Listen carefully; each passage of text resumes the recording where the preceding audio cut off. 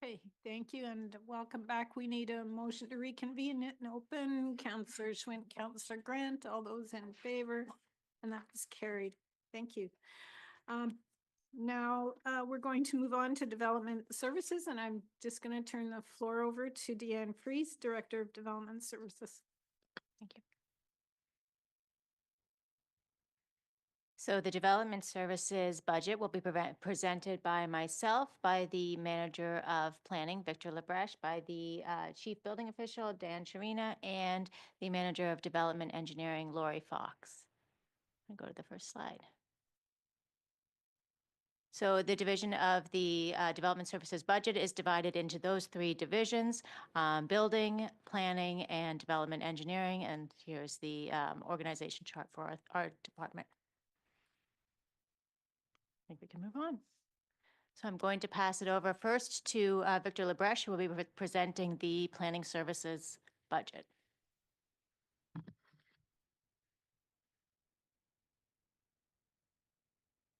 Thank you, Deanne. Mayor Shantz, members of council, senior staff, Victor Lebreche, Manager of Planning.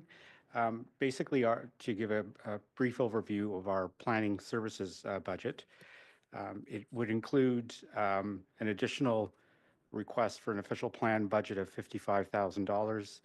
As you've no doubt have heard, there's an official plan, new official plan in preparation for the township, which includes Breslaw secondary plan within it.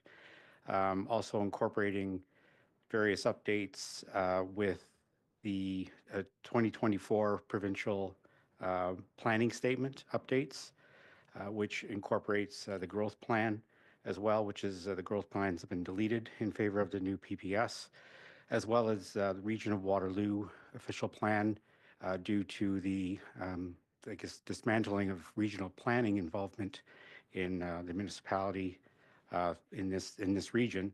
We need to incorporate applicable official plan policies at the region from the region's plan into our new plan. Removal of the heritage study that was previously budgeted of $50,000 has been removed. Fees and charge increase has been accounted for in terms of our basically application fees, development charges, etc., at a 5% increase due to the expected development work that will be needed as a result of the downloading from the region as well as from the province to our local municipality. Those 5% increases would really be applied to pure developer-driven applications. Other applications such as minor variances and the smaller amounts have gone up by 3% to account for basically cost of living. The year 5, the final year of the termite program has been accounted for at $60,000. It was a 5-year program, and that's been in its final year included in our budget. The one thing to reiterate regarding the regional planning policies that we now are responsible for is something that we will continue to monitor and report back to council by the end of our second quarter to advise on any potential staffing increase or related considerations due to workload that may have to be considered mid-year to end of next year. We don't anticipate that right now, but we really don't know until we've started, implementing the regional requirements. The Housing Accelerator Fund has been factored in. Those amounts I won't go through individually, but they're noted there as well. So that is generally it in summary.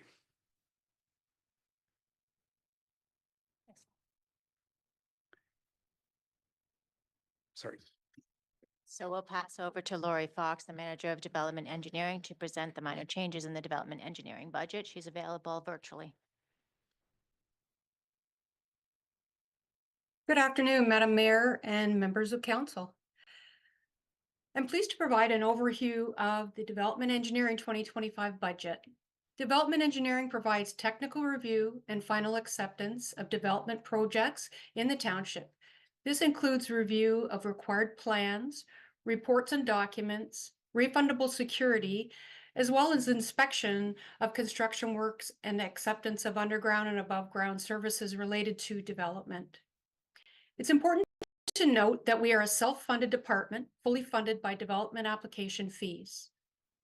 For the first time since 2020, last year we added to the Development Services the Development Services Reserve Fund.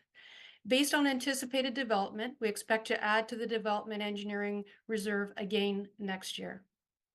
New this year, we are proposing to transfer 3% from development revenue to assist in township-wide expenses related to the department, such as human resources, IT, and finance. And with that, I'd be happy to answer any questions at the end of our presentation. Slide. So we'll move over now to the building services budget, and Dan Trina, our chief building official, will be presenting this.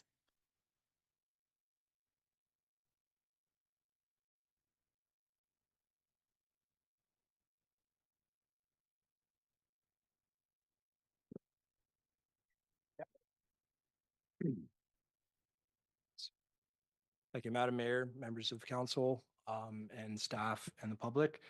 So I'm here to present our 2025 operating budget for the building department. I just want to thank everybody. This is an opportunity for me. This is my first budget with the department, so it took some time to understand the department, its financial health, as well as our forecast. So it's important to recognize that the building department is a self-funded building department or division. Sorry, I'm used to department, is a self-funded division through its permit revenue. In times that we don't do so well with our permit revenue, or some years where construction is slow, we rely on our reserves to subsidize the building division, as well as we rely on our reserves for any improvements to the building division going forward. So in 2025, for this budget, we anticipate that we're going to be adding a significant contribution to our reserves, as opposed to 24, where we had to draw from our reserves, and that's kind of expected in a the building division. For 2025, we are proposing 2 improvements to our building division. One is our current permit software, which I'll further explain in other slides, at about $65,000. We are also looking to transition from our building division from personal vehicles to a fleet. So I'll expand at a price tag of $50,000 at each vehicle. I'll go through both of those improvements in the next slide. So currently, we are working with a software that we purchased in 2005. Important thing about software for the building division is that automation is a very valuable thing, and that it uses the time of our staff efficiently. I am used to software that is able to complete tasks fast and efficiently and quickly, and that way that staff utilizes their time for actual more permit work or building permit applications. When we started this process, when our division started this process, when I started, we were weighing whether we should go with new software or should we expand on our existing software. So we started an RFP to look at this. At the same time, we also evaluated our current software. Now, evaluating our current software, we've visited neighboring municipalities with the exact same software that they have, and we've sent staff to training to understand our software, our current software. This is very valuable because our current software, we invested a lot of money in. We used a modernization fund to take paper documents to put them into our current software, as well as we also had the software since 2005. So we've been using 20 years of records into this software. So simply switching to a new software, there's going to be costs of taking all that data and all those documents and putting it into a new software, as well as if we go to a new software, if we choose not to do that expense, then we still have to pay licensing fees on an existing software at the same time, licensing fees on a new software. So after all the investigating and looking into how our new software works, we learned that actually our new software is very good, and especially for the forecast of development that we're projecting in 2025 and onward. So we have dropped and abandoned the RFP in order to ensure that we're fair with that process, because you can't just drop that RFP without sticking with your current software. You can't go to a new software because you just started a process. So to respect that process and those people that, or those companies that applied for that RFP, we abandoned it, and we're now approaching this where we're re-implementing and updating and reconfiguring our current software at the price tag of $65,000. So this software does everything that we need. Some of the tasks are up there, as well as allows automation, and is expected that if it is set up properly, like some of the other municipalities have it set up, that we could save about 500 hours of staff time. So, and that is being quite conservative compared to some from what I've heard from City View is what our current software is. So so that's what I have for software. I can save all the questions to the end. And then so for the next improvement, slide please, is our vehicles. So currently the building division pays out mileage for personal vehicles. So it's expected that inspectors enforce the Building Code Act and the Building Code through personal vehicles. And we pay out the mileage of these personal vehicles. I would ask council and the public to refer to Appendix 13, page 138 of your budget binder. There is a justification sheet there that breaks down some of the quantitative and qualitative reasons for this proposal. So the building division is looking to, as I said before, transfer from personal vehicles to a fleet. Now, it's important to recognize that these expenses are paid through the building department reserve, and there's no taxation involved in this expense. In breaking down the calculations for the quantitative reasons, we save about $8,000 in a 10-year period if we were to purchase two vehicles, not more than two, as opposed to paying out mileage. So right now, the current rate of mileage is at 64 cents a kilometer. I provided, and we do about an average of 28,000 kilometers in a year. And that's an average that was taken for the past 5 years of how we, the past 5 years of our operations. And so with the new rate and taking that average, we would spend about, in a 10-year period, which is the replacement cycle of a light duty vehicle, is about $178,000. If we were to purchase two vehicles and still pay out mileage, because we will need a contingency of mileage based on the fact that to be fully operating on a fleet, we need about 3 or 4. But for the purpose of the 2025 budget, we are looking for 2. So we'd still be paying out mileage. And if we were to continue this way, it would be about $35,000 in that. And then the maintenance and fuel of the fleet vehicle is about $45,000, which adds about $180 in the chart, but then with a trade-in value, so about $170. So we save about $8,000 if we did go with 2 vehicles. Any more than 2 vehicles will affect the building division operating costs, which isn't factored at this moment. So, yeah, so that's kind of the breakdown on the quantitative side of purchasing these vehicles, which comes from our building reserve.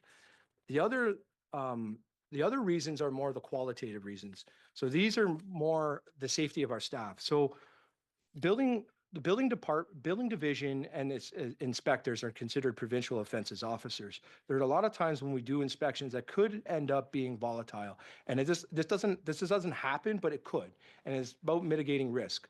So as you can appreciate, we go on site, we make requirements, we fail inspections. That's a situation that sometimes can become volatile, but often doesn't, which is good.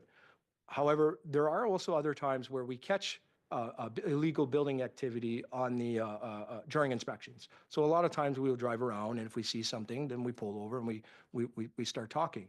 That's the duty of a building official, and so right away you're not welcomed really because you're catching someone, right? So most of the time, and it doesn't end up being any kind of volatile situation.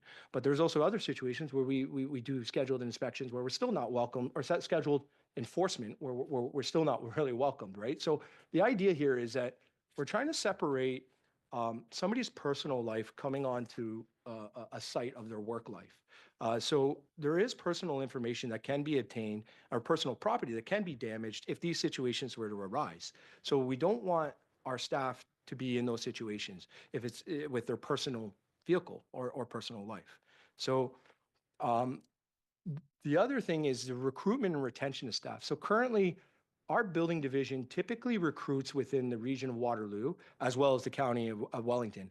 But there's not a lot of supply of qualified individuals for this profession. So we typically migrate, right? So, and with that said, the Township of Woolwich is really the only building division that expects your personal vehicles to be used for this profession. So that's the rest of that kind of puts us at a disadvantage when we're doing our recruitment, and the fact that our potential applicants aren't aware of that. They're not expecting that, right?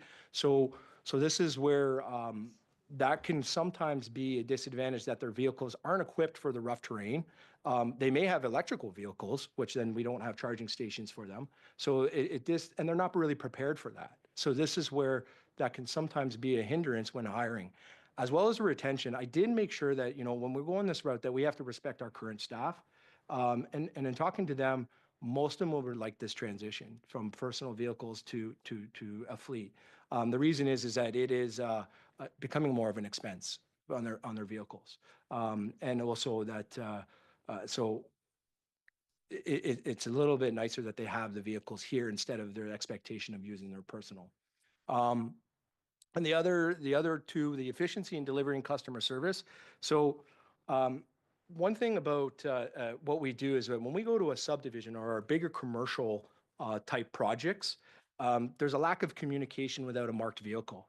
So there has been times where we would go on site and do the inspection, then leave. But it loses the opportunity for a site super or trades to talk to the building official and point out things of their inspection. There has been times where I've left and people are like, well, I wanted to talk to you. Well, it's like, I don't have time. And we don't also schedule inspections to the minute. So we schedule inspections, and this is quite typical, AM and PM. So you do your inspection, you got to keep going with your day. We don't have time to go find the site super to ask them if you have any questions or such. So we just keep moving along. So with the marked vehicle, they are looking out, especially with some of our farm properties as well. When you're going down 100 feet laneway, they see the marked vehicle. It's not a stranger, right? So, and the other tools is another thing. So we keep in our vehicles quite a bit of tools. And if staff are changing vehicles, we may not have those tools. And that actually means that they may not be able to conduct the inspection, or they may have an obstacle during the inspection, which means that we may have to go back, which then takes away more time. We'd have to rebook that inspection, and then for the purpose of missing a tool or a device or whatever it might be. As well as this has come up a couple of times, as personal maintenance. So there has been times where staff have had to do personal maintenance on their vehicle. One thing to understand about a building official is not all building officials are the same. We have staff that are highly qualified for the more sophisticated projects, and we have staff that are qualified for more just the residential projects. So if that's one staff member is a more a qualified individual, we've scheduled them an inspection for a sophisticated project, but their vehicle is now down. So now we have to talk to our customer, our paying customer, that we have to now reschedule your inspection. Well, that doesn't work with me. I have a time frame. I need this inspection now. So it ends up being a little bit of a hiccup or just an obstacle when trying to deliver customer service that customers have paid for. So, and the last point I have is the presence within our community. So this has also come up during my time here, is that I've received trying to respond to a complaint. There's been times where I've received the same phone call from the same resident three times. Well, you haven't been there. You haven't been there. Well, I have been there. I have been there. But they don't see a marked vehicle. They're watching for that marked vehicle. So this is where when you have marked vehicles with the building division, they start seeing that there's a presence from the building department out there doing building work, as well as that if there's a complaint, it's heard. If there's illegal construction, some people don't want to complain, but there's a building vehicle there. They visited. So the presence within the community, people start seeing that the building department's out there, they're doing enforcement, they're responding to my calls, and it may even deter further illegal activity because they start seeing us out there. We want to be transparent. We want to be accountable with this. So those are pretty much the reasons that I have a lot of from my experience as well, for the qualitative reasons. I've seen everything from my experience, a lot of this achieved through just a marked vehicle or a building division vehicle. So this is the reasons why we are looking to do these transitions, and the financial side for the two. And that's all I have for now. Thank you. Thank you. So if you have any questions for any of our managers or myself, or invite you to present them now. Okay, Councillor Grant and then Councillor Bryant. Thank you, and I have a feeling this may be something that Bonnie's interested in as well, but I'm just wanted to talk about the heritage study and its removal. Could you just give us a rundown of what that survey was going to be doing and what the implications of its removal from the budget are? So through you, Madam Mayor, I can respond to that, and Victor can also add to that. So this study was cut this year as well as last year. There's a number of properties that are properties of heritage interest in the township that would require a full designation process. That heritage study would be the process to identify and then move forward with some designations. We have cut that from the budget this year for two reasons. One, the time it takes to actually manage this study. We need the staffing time, and staff are going to be very busy this next year with the Bill 23 transition and other work that they have going on. So at this point, it's very difficult for us to even manage the project in order to go ahead with it this year. And the other reason it also is for budget cuts. So it's a savings to the budget, particularly if we don't have the actual time to get to it till very much later in the year. Okay, just to follow up, so even if we were to fund it, there would still maybe be some challenges then completing that work anyway. Yes, that's correct. Thank you. And then perhaps Councillor Bryant can help with some of how this will impact the Heritage Committee and the work they're doing. Maybe if she has some insight into that. Councillor Bryant. Thank you. It's not going to impact us. We are working on a couple of designations right now, but we've got some volunteers that are going to help us with finishing these up. So we hopefully can get them completed without taking any of staff's times or a very minimal amount. That's our Okay. plan. And you're up next for your Yes, question. yes, my next question. Excuse me, this question is for Dan. How many permits did we issue for 2024? Do you know roughly? I know you've got 2023 listed here, but we don't see anything for 2024. I'm looking at page 139.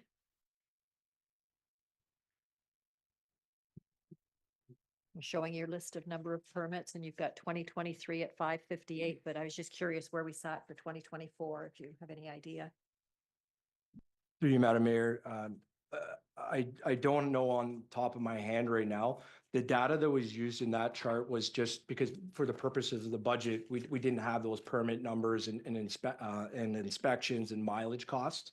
So Okay. the reason we used these permit numbers was to get an accurate cost of the past in order to propose the justification of the financials. I can get that. There is going to be a report going to council, an update of the 2024 statistics of not only just the number of permits, but also the breakdown of the type of permit and the construction value of each, which is typical we send. I just don't have it right at this moment. Okay, thank you. And can I have one quick follow-up? These vehicles you were asking for, will they be taken home or will they be remaining on township sites for people to use from work? They'll be expected to get here with their own vehicles? Through you, Madam Mayor, the vehicles are to not go home. Okay, The intention here is to keep the vehicles here. And again, with the mileage that was used in these calculations, that mileage wasn't to calculate going from home to the office. So we are full intention to preserve the vehicles as long as we can. We are looking to the 10-year cycle was used in the calculations, but we would, if we can use it for 11 or 12, that would even better serve us, right? So in order to do that, they stay here. thank you. Councillor Burgess. Thanks through you, Mayor Shawns. Just following up on the vehicle question there. Just running quick numbers from your chart. Per 28,000 kilometers at approximate 8 liters per 100 kilometers in today's gas prices, it only leaves about $1,000 a year in there for maintenance and insurance and all that. I'm just wondering where you came up with those calculations, and like for 2 vehicles, wouldn't insurance be 3,000 to 4,000 a year? Through you, Madam Mayor, to Councillor Burgess, I'm going to do my best to explain insurance for the township. So it is one of the questions that I asked when doing the calculations about insurance. And it was to my surprise that the township is part of a big pool of insurance within the region. So and what was best explained to me is that everybody's in this pool of insurance. And that's the regional vehicles, that's other municipality vehicles, and then the township, each township pays their own premium. That premium is based on different types of insurance, liability, property, all kinds of stuff, right? So what was communicated to me is that 2 vehicles is negligible in insurance. And at the same time, we do pay for our own insurance in the building department as part of our indirect cost. So it's not that the building department doesn't have insurance. We are still part of the insurance pool, but as part of a different calculation. So I asked, well, how do I get that number, right? So if I really wanted that number to know what the cost is, from what I understand, it's very difficult to do because I would have to go to a board, I believe, and I'm trying to explain the best that I know, and a board will make a decision is this even worth it? Like, you know, we don't have a massive fleet. We have no fleet right now. So we're only having 2 vehicles. If we start expanding a fleet and maybe we ended up, I don't know, an astronomical, then maybe there's a reason there. Okay, that's not as negligible anymore. So that's the reason why that was taken out of the calculation. Sorry, you had another question, I believe was part of it, was it? Gas, yes. So what I did is that we were looking at an all-wheel drive type hybrid SUV. So I did do some calculations of what does that look like if we took 20,000 kilometers, right? And so at the rate of 6.5 liters per 100 kilometers and doing all the calculations for 20,000 kilometers, we'd spend about $2,000 a year on the fuel. So that leaves about 2,500 for maintenance, right? I have looked into other building departments. When I did this, I also got a poll from other departments and their costs and vehicles and how many they have and what they spend on maintenance and all of that. So, you know, even if I'm off like 2,500 per year on maintenance, if 2,000 is taken care of by fuel, or even if it's 2,500 taken by fuel, there's still a lot there for the maintenance. And on a new vehicle, we're not expecting a lot of maintenance, right? We're talking about maybe some oil changes, transfer of tires. We do want to make sure that they have winter tires. So there is a lot of flexibility there, I think, in the calculations there. So. Anyone else? Councillor Schmidt. Thanks. Couple of questions. The termites, what happens next year? So again, through you, Madam Mayor, and I can transfer to Victor if he has any updates or Dan. So the previous council committed to a 5-year program for termites. Over the 5 years, we come back annually to present what the drop is in the number of termites. This would be the last year of the termite program. And from my understanding, it is what's needed to wrap up those last numbers that we have out there for termites. So each year we see a significant drop. The 5th year will be the last year that we do this. If we find in the future that the termite numbers are increasing again, then we would have to start another program. But our understanding from the beginning of this program was that the 5 years was going to be sufficient to resolve our termite issue. So I can follow up. So the ongoing monitoring, that's kind of insignificant costs? Through you, Madam Mayor. So my understanding is there is some ongoing monitoring as well that's associated with this, but doesn't have an annual cost associated with it from, as far as I know. I'll follow up with that though as well. Thanks. That's it for termites. The building inspector position, there's one vacancy showing.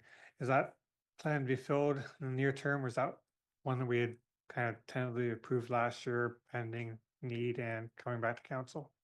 Yeah, through you, Madam Mayor. So that one was approved a few years ago, and we have not yet filled that position. So I think it was the previous council that approved it. I'd have to follow up with that, but it was an approved position. However, because of the permit numbers at the time, we decided not to fill that.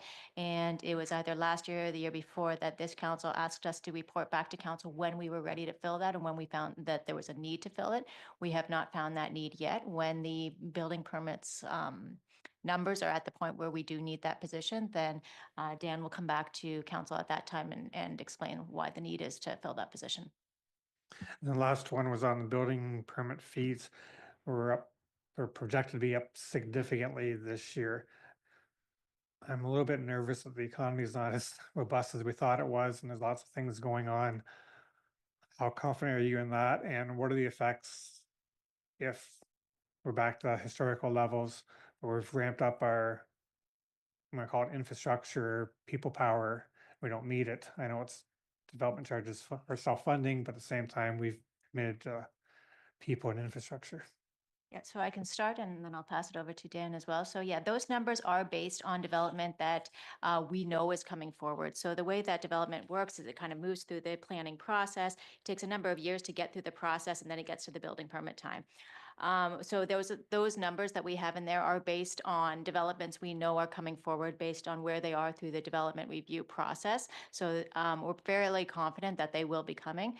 Absolutely, you're correct. If there is something that happens that the building permits don't come, then the building permit revenue would be less and we would have to draw from our reserves rather than adding to our reserves. However, with the numbers that are anticipated for next year, we are expecting to add to the reserves. And I'll pass that on to Dan if you want to add anything there. Thank you. Through you, Madam Mayor, Councillor Schwent. So when I did the permit revenue, ever since I started here, I've been taking these development applications and storing them and doing calculations to make sure that we're at a projected number and an accurate number. We want to stay away from like 4-year averages and stuff like that, right? So we want accurate data. About 88% of the permit revenue for 2025 is from development applications. Now, since the final draft of the budget, there's actually been another $400,000 of revenue that wasn't even accounted for. That came to my attention of these developments coming forward in 2025. So right now we are projecting about I believe it is it's about 350,000 contribution to the building department reserve alone. With the additional 400,000 that I'm very confident that is coming, and these are development applications, that would put us at around almost $770 or $750,000 into our permit reserve. Not even our operating. That's even covering our operating costs. So if I'm off, which because I could be, and we like you mentioned, I hope I'm not.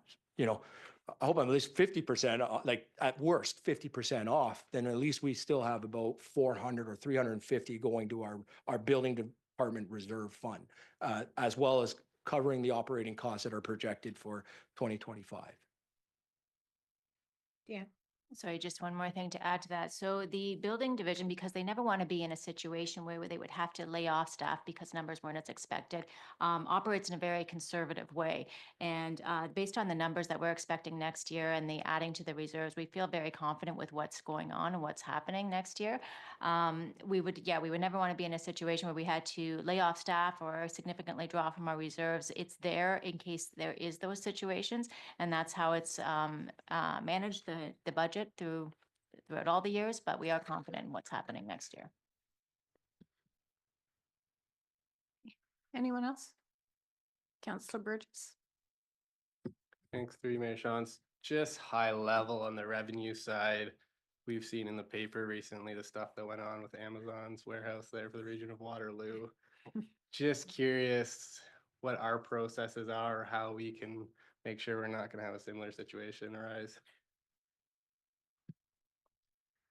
Through you, Madam Mayor. So the situation with Amazon in Cambridge was based on inaccurate calculations of development charges. As far as I know, I don't think we have any type of situations like that where we would be calculating an industrial building incorrectly and collecting the wrong type of development charges. Majority of the applications that we have anticipated to be adding to the development charges are residential. As far as like a safeguard that's in place, I don't have a quick answer for that. But we do have our update to our development charges that we completed recently, where we did have all our anticipated developments that would be coming forward and costs that would go into that development charges. Just to further expand on that, I think in that situation too is a regional charge, not a municipal one. And so that has its own process. So like we do a lot of the calculations, the building department, because it comes to us as a building permit. This is your fee. So in that situation, the region, we wait for regional charges. So they do their calculation, and then we take that number and then we just tack it to the invoice of the permit fee. For us, when in the municipal charges, we do the calculation. If we're ever uncertain, we check with staff, because we absolutely respect that process, right? Yeah, I guess that's where I was just going a bit, is like, do we have like the CBO or the deputy double checking people's calculations and that kind of stuff to make sure it's always accurate? And then if, I think in that situation too, it was the way the application was presented to staff, and the actual use was different from what the application started out as. But there was a timing issue too, so important that we have enough staff to sort of keep on top of those things as well. Go ahead, another question. yeah, if I can keep going here, just more minor stuff. Office supplies doubled in the building and enforcement. And I know recently we had a grant from the government to digitize a lot of our paperwork. Just wondered, did all that digitize happen? And are we saving money on just office supplies and that sort of stuff to be more green? So I think this question is specific to the building department, so I will let Dan offer a response for where the additional dollars are going to be spent through building supplies.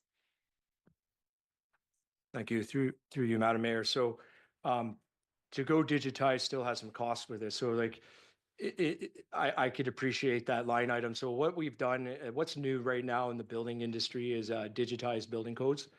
So right now there's a service that you pay a subscription fee to have all the building codes, all the additions. Especially right now, we're going through a transition of a new code and an existing code. So it's readily available online. As well as for that accommodates speed, efficiency, as well as working from home. So they don't have to carry these big binders of codes and such to home. So now they have it at their fingertips. The increase in costs on that is it's about $400 per subscription per user. So that's what that brings it up to $2,800. We also have our PDF reviewer software, and that's a subscription-based software as well per user. So that's about another $2,500. We are also looking at doing tablets out in the field. And this again will have, for the more complex projects, we will have the drawings at your fingertips with the software, as well as just a larger screen to be able to look at these sophisticated projects during inspection. So that is about $1,500 per tablet. So it's about $3,000. That leaves us about $4,700 for stationary stuff. And we are looking to spend that money to benefit the permit, the homeowner. We are looking at purchasing an engineered detail. I know this is getting sophisticated and detailed, but at the same time, we have homeowners right now pay an engineer for a simple detail that can be done and stamped for $700, and we can hand it out to homeowners. And so that now is at $4,000. So really, after all our subscriptions of digital just work, we're at about $4,000 for stationery for the rest of the year. So that's kind of where the influx of that budget item is coming from. Just specifically to the digitization question, I would like Victor just to weigh in as well about the cost of digitization.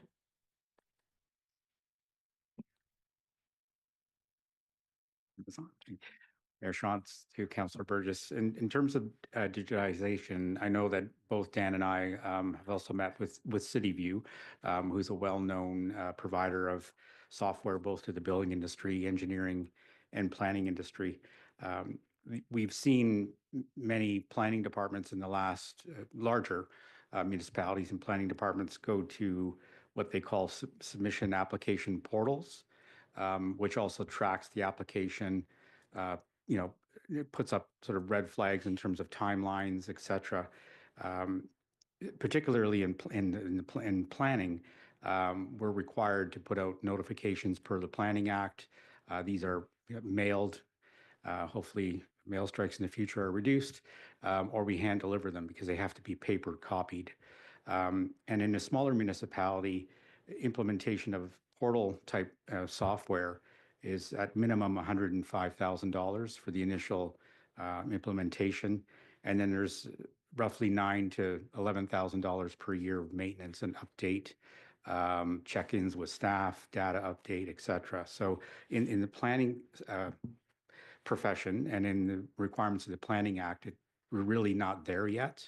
That may be the case in 5 to 10 years, but really not at this time. Thank you. And if I may ask one last question for this one. On the same page there, in our building enforcement, we haven't really ever used professional legal assessment fees in the past, except in 2024, we went up to 30,000, now up to 50 for a budget. Just try to explain what we're using that for when it's basically been zero the last couple of years. Through you, Madam Mayor, I've issued quite a few orders this year, just based on a legal building activity. And I know we're going through some other enforcement items. So this is a contingency, and I'd rather not, be honest, spend $50,000 on legal, but at the same time, if we find this illegal building activity, I don't know how to stop it if we end up having to do prosecutions. Obviously, the best and reasonable way to deal with enforcement is working with people. And we try very hard to do that. We do not want to be the heavy stick, right? And we want to be able to work with people. It's the best way to get compliance. It's also the most time consuming, but at the same sense, it is the best. So we are seeing an uptake in some illegal activity. We don't know where it's going to go. And so this is why that item is inflated. That's the best I can answer. Councillor Cadeau. Thanks, Mayor. Through you, this is related to page 190, development engineering. Staff costs are the bulk of it. It's just under $1 million. Other costs are 621,000. I'm just confirming that 621,980 is the excess revenue that's being transferred to the reserve fund. Is that correct? Pass the question over to Lori. She's available virtually. Hi, thanks. Through the mayor to the counselor. I just, when you started asking that, I was just started pulling up that budget line. It could be something that finance can help with, but I believe that that's correct. That sounds like the amount that was transferred to the reserve fund. So on the bottom of page 191, you can see the number that's transferred. Yeah. Yes. Good, thanks. Anyone else? Okay, I'm not seeing any more questions. Thank you very much to all of you. And we'll move on to financial services as soon as we can switch people around.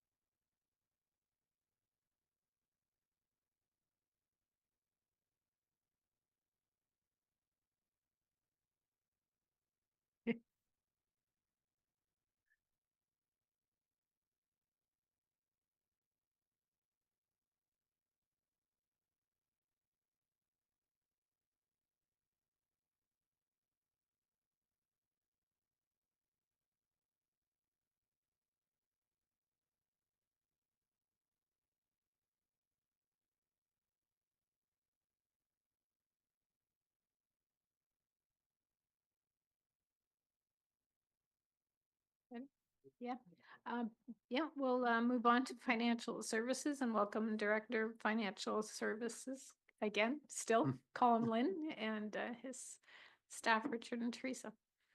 Thank you, Mayor Shantz, and through you to members of council. I'm here in this case to present the financial services individual department budget. I was in previously to present the overall and have been available for questions. But with me today is Deputy Director or Deputy Treasurer Richard Petherick. He'll be able to answer questions. He's back and available. And Manager of Revenue, Teresa Armstrong, is also here to answer any questions you may have related to tax or utility billing.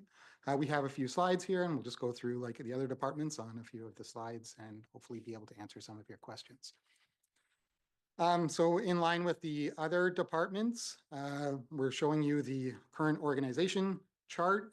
It's a little bit more colorful because I just wanted to highlight a couple items for council's attention here. The first green item on the right is a customer service representative that's shared with corporate services. So that is a kind of a shared position. The item on the bottom right, there's 2 FTEs related to our revenue, water and wastewater clerks. One of them is currently vacant. And then on the left is a senior accounting clerk. Previously, that was a grade 1 position. Every time a vacancy happens, we re-examine some of our needs and requirements, and we update those position requirements appropriately. So that's gone from a 1 to 2. So I suppose the main thing I want to just highlight here, we're a small but mighty team. We're kind of the trifecta here. We're the smallest department. We've grown the least in the last 10 to 15 years, the smallest growth. And generally, we're kind of the lowest job grades as well. So I included the job grades just for council information. The non-union positions start at a grade position and they start at a grade 1. So most of our positions are those grade 1 customer service type positions. We do have a number that are grade 2, and then their highest other than the managers are grade 3. So we have a bit of the trifecta. So what we're trying to do essentially is improve some of the succession planning and try to, where possible, promote some of those positions. But we are a very small, decentralized finance department. So a lot of the finance tasks that are done, this is mostly the operations team, needs to be kind of decentralized and done by the departments. So you saw the chief building official prepare a vehicle analysis. Development charges are collected from the building department, not necessarily from the finance department with that kind of oversight. You saw the fire department doing their fire analysis, the fleet analysis done by Public Works. There's a lot of work that could be done from the finance team, but with a very limited complement, we're not currently able to do that kind of analysis. But we are a small but mighty team. I don't want to diminish some of that responsibility, but we are mostly focused on the day-to-day operations. Next slide. So again, I just wanted to throw in this slide. This is from an MFOA report, which is the Municipal Finance Association Officers report. And it's the evolving nature of finance department. They call it the municipal treasurer or CFO. And essentially the title of the description is from operator to catalyst. So it's showing essentially the cycle of going from operator, which is the day-to-day kind of operations, to eventually looking at more future-focused strategy, integrating strategy and budget, and then also being a catalyst for change and process changes and changes in the organization. But it is an evolving kind of role of the finance department in more general. Next slide. And again, I'm not going to read this entire thing, but if you look at kind of that cycle, the first one is operator, and eventually it goes through strategist and through catalyst and through steward. But this is essentially the majority of the time spent in the finance department is on these operational activities, procurement, accounts payable, payroll and administration processing, cash and revenue management, property tax, and administration. All of the great work that we're currently doing in our department is really focused on that kind of operator type of role, but there are a number of additional pieces that the finance department could support with your analytical capability. Next slide. So in the budget, currently we have a number of positions that we are looking to add as part of this ongoing kind of maturity. So we have the existing items there in black, the existing positions that are already currently there and available. The items in orange are the new positions related to the finance software. So those are part-time, or sorry, those are contract temporary positions that are in line to help us with the finance software. So there's a project coordinator or business analyst, which would probably be on that left side. And then there's a financial specialist to also backfill for support for the accounting team and the revenue team as well. And we also have a new position proposed, a senior financial analyst position to assist us with that analytical work, to help with that progress that we've talked about before through the longer term planning and the assisting with other departments with some of those analytical type of functions. Next slide. So the draft finance budget, these are just some of the highlights, and I'll go through these in a little bit more detail. Some of them I've already touched on. Some general government items, inflationary increases, investment income. I'll talk a little bit about the internal cost allocation. Again, we'll go into a little bit more detail on the senior financial analyst position, and we'll also talk a little bit more about the new financial software. Next slide. So I just want to take a quick moment just to talk a little bit about the finance department's budget. We're a very small department, and historically there hasn't been a clear separation between what I would call general government type of expenditures, which are more corporate-wide type of expenditures, and say the finance department specific expenditures. And a good example here is the Infrastructure Reserve Fund. You'll see a big $400,000 increase in the finance budget. That's not related to finance activities. That's related to the increase in the Infrastructure Reserve Fund, that 2.5% increase.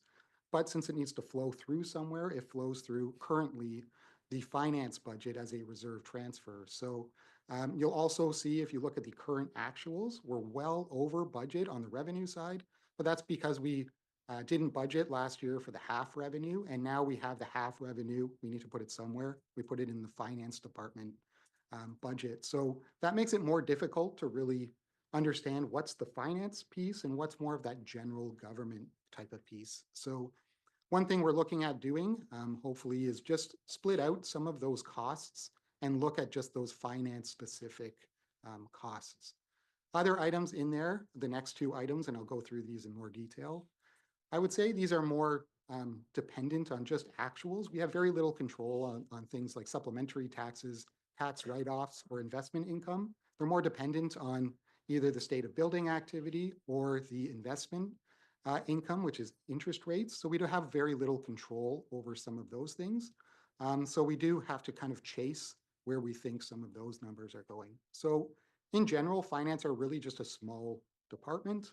We mostly just have salaries as our biggest driver, and we have very minor increases, a little bit on office supplies, some staff memberships, training and development, but overall there's very little in the finance department specific budget.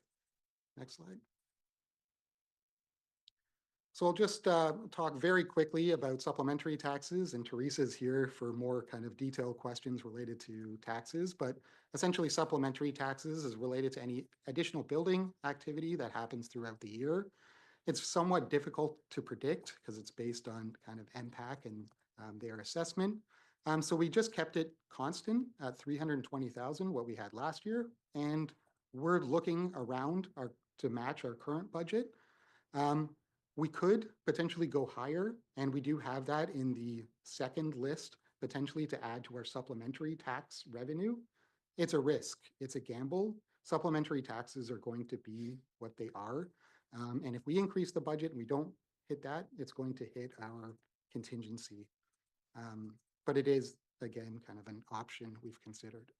Next slide. Again, I won't spend too much time on this, but it's a very similar story related to investment income. So our investment income is really based on our bank balance. We get interest income just like any of us. If you have a large balance in your account, you get investment income. And that's essentially what we include in our operating budget. So as interest rates go up, which they have in recent years to tame inflation, we get more interest income in order to, because we get a higher interest rate. But as most people know, inflation has come down in recent years, so they've lowered the interest rate to match to that, to try to stimulate the economy again. And we anticipate that going down again in future years, either this year and next year. So we've reduced the investment income related to these interest rates by $100,000 this year.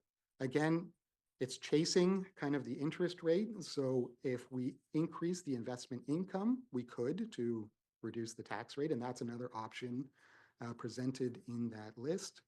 If it falls below that, it's just going to be hit to our operating surplus. We have very little control over that. And one thing I have presented previously is our cash balances for 2025 are lower than we normally have because of the extent of internal borrowing. So generally our bank account balance will be lower this year than it has been in previous years. So that's going to be another hit on our investment income. If we have less cash in the bank, we get less investment income. Next slide. So one thing that is that you'll find throughout kind of the budget is a change in the cost allocation methodology. This isn't necessarily just a finance specific item, but previously we didn't have an accurate methodology to allocate internal costs to these various self-funded departments. So that would include the water and wastewater utility accounts. It would include our building services department as well as our development services department. So we did kind of a quick analysis based on headcount. So we looked at our internal costs, mostly related to finance, clerks, HR, kind of those corporate services type, divided by that by the headcount in each of the departments to understand kind of how much should be allocated to each individual department. So based on that, we also noticed that the manager of revenue, who oversees some of the utility billing, didn't have an allocation to utilities. So we've taken 1/3 of her salary based on the time that she spends on the utility billing and allocate that to kind of oversee utilities. And then generally there was about $100,000 increase in the corporate services budget because that's where the revenue lands, shifting essentially those internal costs over to the utility side. So it lowered the tax rate and it will increase the utility rate. And I know our utility budgets are in kind of dire straits at the moment, but this is a more defensible allocation. Previously, we just had a number, it was around 200,000, and it wasn't necessarily based on a robust analysis. I feel like this is more easily to defend. It's not helpful for the utility system, but it is a more accurate allocation of costs. We will be looking in future years related to the building department, who was just here, because they do the cost allocation, and development services just mentioned that we've started to do an allocation related to their overhead because previously they're a self-funded department, but they didn't get that internal cost allocation. So we'll be doing future analysis on that allocation of the costs if they're self-funded. And one of the things that helps with all of this, it's another way to ensure that the finance department keeps pace with the increase in other areas. So previously other areas may have grown. So if you're adding staff, you need to add, say, payroll support because you have additional people that need to be paid. You have more expense, you have more mileage claims, you have more invoices. Same on the capital side. Director Poupé mentioned that the capital growth has accelerated considerably over the past 5 to 10 years, and doubling the capital program doubles the amount of capital invoicing that's required and holdbacks and all of the work that the finance team is required to do. So having a better cost allocation method provides kind of a funding source as well for the finance department to keep track or keep pace with some of those increases. Next slide. So I won't go through this in detail, but I do have a detailed finance business plan, but these are the major projects that we have on the go for the next kind of 3 years. And so a lot of these have done kind of a risk analysis. So the different bars here are the scope, schedule, budget allocation of those. And there are a number of items that are on track, but there's a number of issues kind of in the red pieces related to different items. And then on the right has the key risk for each one of these projects. And based on kind of this analysis, the reason I was so focused on staffing at the beginning of this presentation is in order to do any of this work, it's really dependent on staff capacity. Again, we're a very small but mighty team in finance, and we need additional capacity in order to do a considerable amount of work that we have over the next few years in the department. Next slide. So with that, there is a new position proposed for a senior financial analyst. Council may remember that we originally proposed this position in October of 2024. As discussed here, finance staff haven't kept pace with the growth and complexity of work, improve analysis and financial management across the organization. We talked a little bit earlier about the long-term capital budgeting and requirements, as well as cash flow analysis. Utility tracking, our utilities continue to experience deficits and improvements in the utility tracking. And then just more generally, we need to improve just the backup and the support in finance for critical tasks. So we've learned, unfortunately, the hard way that if a critical staff member is gone, the rest of the team has to pick up the slack. But since we're such a small group, it places considerable workload on the rest of the team and delays a lot of our activities. It's a rough estimate, about 100,000. Hopefully, they should be able to also increase that investment revenue side by able to look at the market a little bit better. But generally, this position's required to improve the financial position of the township more generally. Next slide. And just the last piece, we also presented the finance software. So in conjunction with all the other things we have on the go, our finance software is quite dated. And it's critical to increase our finance software or improve our finance software.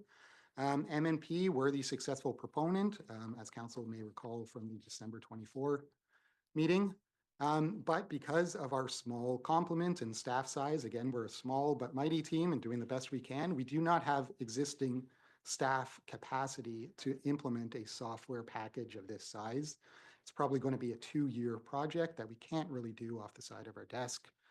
So we are proposing 2 new contract positions to assist with this. One would be related to managing the project itself, a project manager / business analyst, which would help also with process improvements as well as managing the actual project itself. I'm very excited about that position, looking at all of our existing processes and being able to map that. The other position that we're looking for, we're calling it a finance coordinator. It'll be a bit of a jack of all trades, but just to provide additional staff capacity for our existing team, because all the managers beside me, but the rest of the team will be deeply involved in trying to implement and test in this software. They'll be taking away from those operational duties. So we do need this additional support to backfill for those, our existing complement as well, while they're testing this software. It's being funded through our capital program. So there's not a direct operating hit in 2025 or 2026 related to this. We had 150,000 for modernization funding. We're also using the water and wastewater reserve because we are changing our utility billing. Again, not the best reserve to hit, but it is a necessarily accurate allocation of part of these costs. And the remainder, we were able to find some funding through the work that the Infrastructure Services team in delaying capital projects and to assist with our infrastructure reserve and the capital levy to also help fund this program because it is a kind of one-off project. Next slide. And so those are the key highlights in there. And I'm sure you'll have a number of questions, and myself and the rest of the team are here to answer any. Thank you. Questions? Who wants to start? Counselor Bryant. I'll start this one. We'll start with arrears. Tax arrears. I was speaking with Colm, well, via email this week, and he's told me that we have $1,702,660 in outstanding taxes, which at the time was 7.6% of our properties, which is, I think, a high number, but at any rate, how many of these are at the point where they would be going up for sale? I'll just defer that question to our manager of revenue, Teresa. Unfortunately, I can't answer that right now. I don't know. So a property has to be current plus 2 years arrears. So starting January 1st this year, anybody that has arrears from 2024 or 2022, sorry, could be eligible for us to proceed with the tax registration. I don't know exactly the breakdown of that number, which ones are how far along. Okay, because we've got 588 residential properties. These are numbers Colm has given me Yeah. today. 36 agricultural, 44 commercial, 13 industrial. Do these numbers reflect the health of our commercial industrial industries? Are they in, I guess, bad situations where they're not paying their taxes? I know I'm asking questions you may not have answers to, but I'm just trying to get some sort of an idea of where we stand financially in the township. Through the mayor to Councillor Bryan, I think Deputy Treasurer Petherick has some good experience on some of this, but the one thing I forgot to maybe include related to property tax arrears is every municipality has some property tax arrears. It's not uncommon. I've done some analysis on these arrears. They're very much in line with the historic and our comparators. It's not excessive, in my opinion, at all. Arrears kind of come and go. So one property may be in arrears in one day or month, they'll pay up, someone else may drop. So it's a kind of a cyclical type of thing. And it's roughly around 2% of our overall assessment. And that's roughly in line with some of our comparators, but I'll hand that over to Richard to see if he can offer any insight. Yeah, through you, Madam Mayor, to the council, I guess. So I can say through my experience, I've never had a situation where we were even close to taking a business or an industry to tax sale. We've never been that. They've typically been those residential or farm type of properties. I would say, just as Mr. Lynn said, for the most part, you're probably finding some of these businesses are probably just maybe like a month or two behind, and then all of a sudden they'll catch up. So I don't believe it's an indicative that there's any kind of concern with our industrial commercial. I've not heard anything from the ground that would cause me or cause us concern that something's happening. For the most part, our businesses seem to thrive pretty well. Okay, and if I may, one more. We've got quite a number of residential properties. Are we following up with these properties to try to get them to pay up their taxes, or how do we deal with the residential ones? Through you, Mayor Shantz. Yeah, so the first process is I will send a letter to them advising them, yes, you're in third year arrears. Please contact me. We can arrange a payment plan. Worst case is you can always pay your third year arrears, and then technically you're not in that situation. So there are a few options. You can enter a payment plan or just pay that third year arrears. Usually by that first initial letter, I do get quite a good response back. There are the faithful ones that don't. And then, yes, then after that, usually about a 2-month period of letters or communication back and forth, then I will send it on to have a tax arrears certificate registered against the property. So do we currently have any that are at that point where they would be going up for sale, or do we know?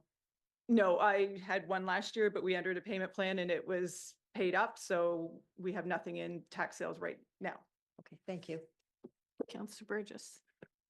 Through you, Mayor Shantz, just want to follow up on that question. So on page 200, we have tax write-offs and bad debts of about 100,000 year over year. Is that a placeholder for stuff that's in arrears, or is that actually money we're not going to collect on in the future? Richard. Through you, Madam Mayor. So, I mean, part of the tax write-offs is you have things where people go through a request for reconsideration. So it is something that's completely out of our hands. They say to unpack, I don't really like my assessment. I think it's too high. They go off. MPAC says, yep, you're right. It should be lower. That creates a tax write-off. The other side of it is we do have a charitable program, which is actually managed by the region. So then in turn, this is our portion of that where the charities can get part of a tax rebate back. So yeah, so for the most part, it's not us actually writing taxes off because we always have the mechanism, I think, as council already have talked about, is we will get our money because we will take you to tax sale if you don't pay. Councillor Cadeau. Thanks, Mayor. Through you, has less to do with budget and more to do with just day-to-day operations that I've been dealing with a certain resident, and having you kind of talk about supplementary taxes kind of triggered that for me. Can you explain supplementary taxes a little bit more? And the case that I've been dealing with was a resident is they recently put on a deck and then 3 years after they're getting a tax bill, $300-400 of the difference in value for that house. How does that work? What is our role in that? Through you, Mayor Shantz. So all building permits that are done through the building department are sent to MPAC, the assessment office. MPAC then turns around and assesses the property. It can take up to 2-3 years to do it. By legislation, they're only allowed to go back current plus 2 years. So in the case that you're dealing with, I think it was completed in 2021, but because of the legislation, we could only go back to 2022 for taxing it. Unfortunately, we're at the control of MPAC as to when they go out and assess properties. Their mandate is to assess a new house within 6 months. So once the building department does a final inspection, gives occupancy, MPAC is noticed, and they try to have it assessed in 6 months. Doesn't always happen, but that's what their goal is. Unfortunately, the small ones like decks, sheds, pools, they're not a high priority. So they get kind of left until the end.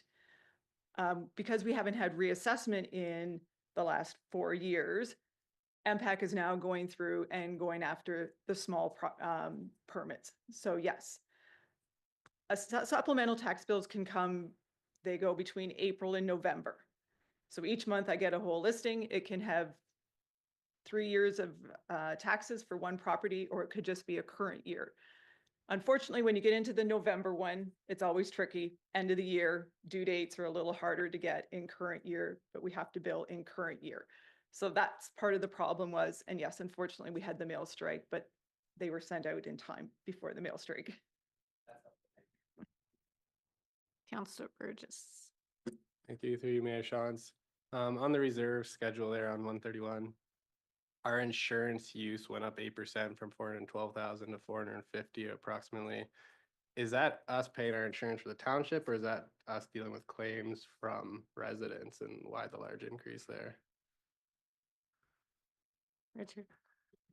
So through you, Madam Mayor. So I assume you're talking about the insurance premium line, 390,000, I believe. This is on page 131, the reserves insurance line for this year. Amount proposed to be used was 445,617. Okay. Oh, sorry, I have to get to the right page.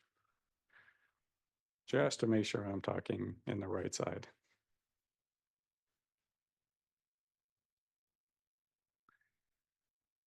Right, so from our insurance reserve perspective, so a couple of things happen. So one, what we do is we turn around and we project what we believe is going to be our insurance premiums, as well as what we believe is going to be our, I would say our claims that happen to be under our deductible. So currently we have a $10,000 deductible. So any claim that is under that amount, we pay directly. Anything that's over that, we only pay up to $10,000. So we kind of project of where things are going to go. And then what happens is we make contributions to that reserve. And then we pull from that reserve when the actual stuff happens. So when we get our bill from the insurance pool, that's where we pull it from, as well as that's where we fund our current year claims from. So again, it's just a bit of a projection of where we think things are going to go. And that's just how it works in a really simplistic way, I suppose. I don't have a lot of history here because we only have 24 and 25. Have we been seeing a substantial increase over the few years, or kind of what's the trending been, and is there anything we can do to kind of level that off? So through Madam Mayor, I would say you are typically always going to see an increase. Unfortunately, the good news is being a part of the pool, we've actually seen smaller increases than other municipalities have seen from their insurance premium increases. So that is actually one of the good news stories of us being involved in the regional insurance pool. The other side of it, though, how to reduce that potential exposure, really everything comes down to your claims experience. So then that gets back into your risk assessments. The lower you actually put your risk, the lower conceivably your claims are going to be. And that means the lower your increase is going to be. Because that's part of the thing with the pool. They go out and they say, okay, here's the placement for everything. So for the region, police, like the police, all the cities, all the townships, here's what it is. And then in order for the actuarial to determine who pays what, a lot of the weight is on your claims experience. So if you are a bad municipality who has a lot of claims, you're going to get the lion's share of that increase. Thanks. And keep up the good work on that, I guess. On page 201, we have no income for grants in lieu. Is that still coming, or again, what's that line from, and why such a small, well, why nothing compared to high budget number? Through you, Mayor Shots, it's just a timing issue when the journal entry gets done. It's been done now, but yes, it will reflect that. Yes.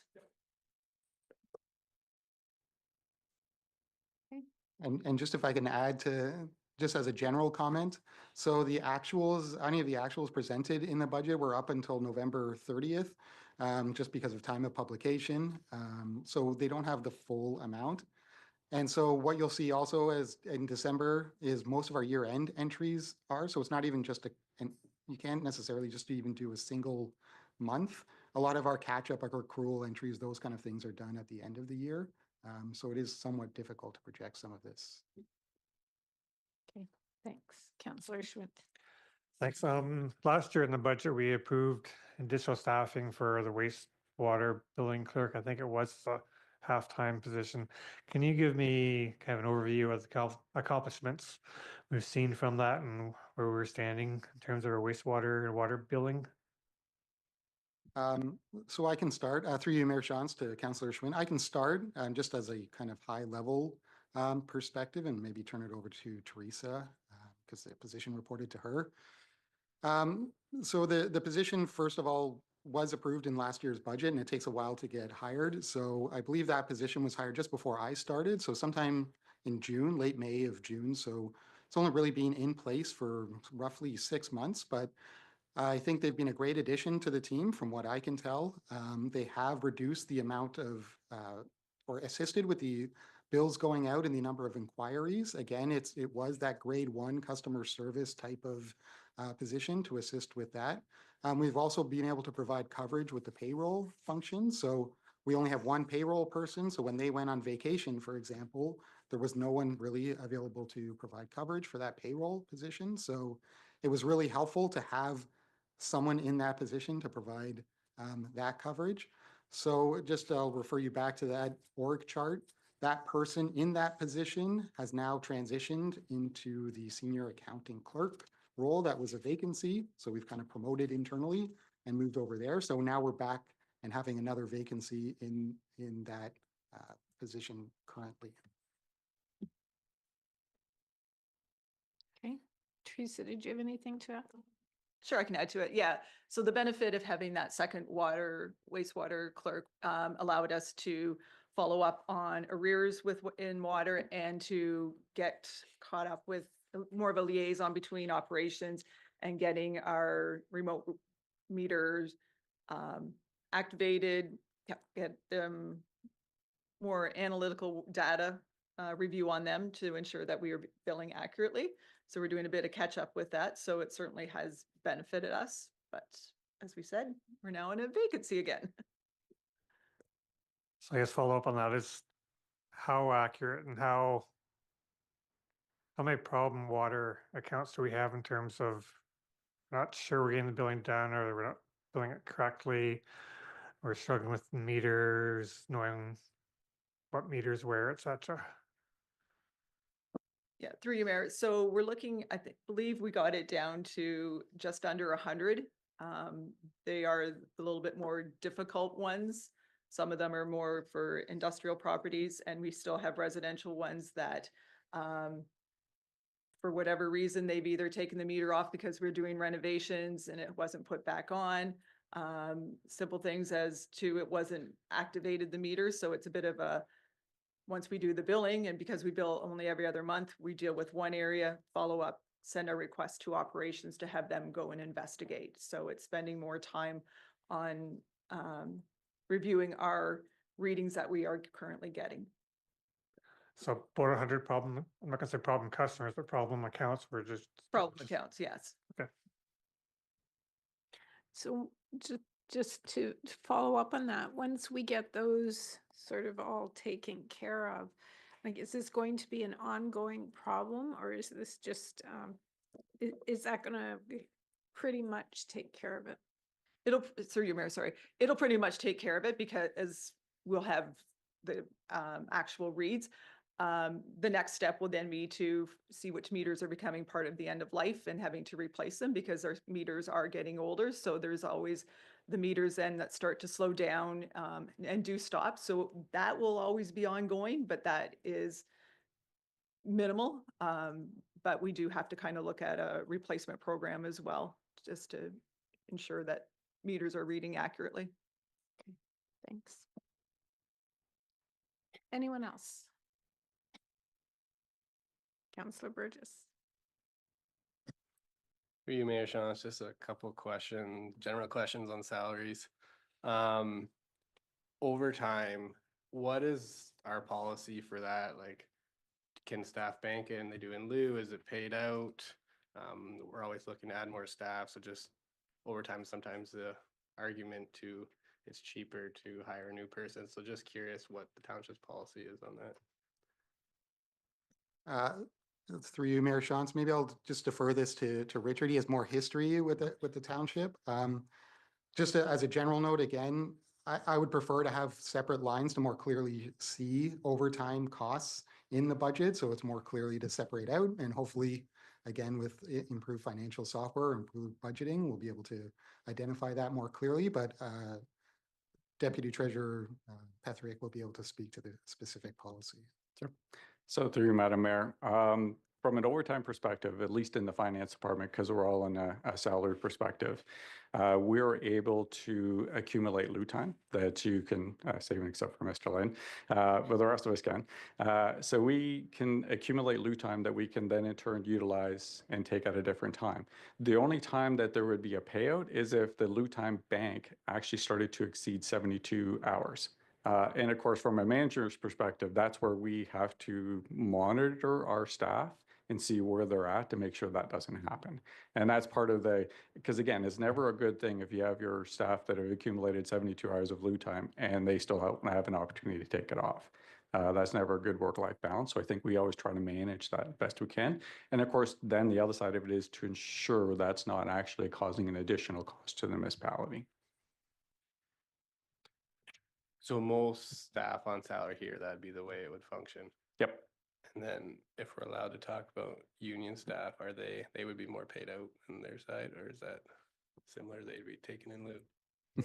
So to you, Madam Mayor, so they'd be the same thing. They're allowed to accumulate. They're allowed to accumulate loot time. However, and then of course, again, they can take it off like at any time that is I guess deemed acceptable to both them and the management.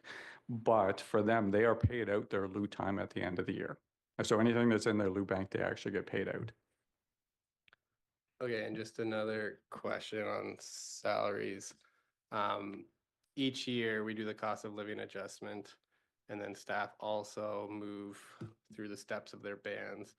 What would it look like if council wanted to try and save money in the future and freeze the lower end of the band? So we wouldn't be freezing the cost of living adjustments for existing staff, jump the bands or anything like that. But for future hires, we're not bumping that band up 3%, 4%, whatever it is every year. So that would just be a small savings.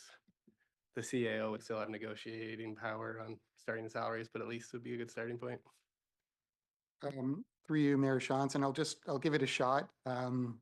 just because just trying to understand what the question is. So just freezing the cost of living just for the first step of that grid. So if it's a 5-step grid, we would only freeze it for the first of that step. Yeah, so just basically the starting salary, right where you start out, and then the steps would increase. So you technically over time the band would expand, but then when we do market adjustment studies or whatever, we can correct it at that point. Through you, Mayor Sean. So personally, I'm not familiar with that kind of approach, taking the first step. Normally, it's the entire band that increases. And the way I think about it, it's more the last step of the band. It's actually getting bigger and it's kind of moving forward. I don't know whether your proposal is keeping that kind of last step and still increasing the COLA adjustment. So that last step would increase by 3%. If it's only applying to step 1 employees, brand new employees, there's 2 caveats I would have. Not every employee starts at job band 1 because of experience. They may start somewhere else in the grid at that, so they wouldn't necessarily apply. And then it would only be for a year if for that small segment of the employees that are starting at year 1. And then once they go to step 2, I suppose we wouldn't get any savings because they probably catch up with some of that. But I could prepare more kind of analysis of different scenarios if council wishes with potential impacts of those grids. David? Through you, Madam Mayor, to council. My concern, Councillor Burgess, would be that as we reported to council a number of years ago when we went through the pay equity and also the market study, if you start to make artificial changes, to the grid system, I think the concern would be when you do the reviews, as we've talked about every 4 or 5 years, you're potentially going to play a lot of catch up because, as Director Lynn has noted, pay equity and market study has to look at the full grid system, et cetera.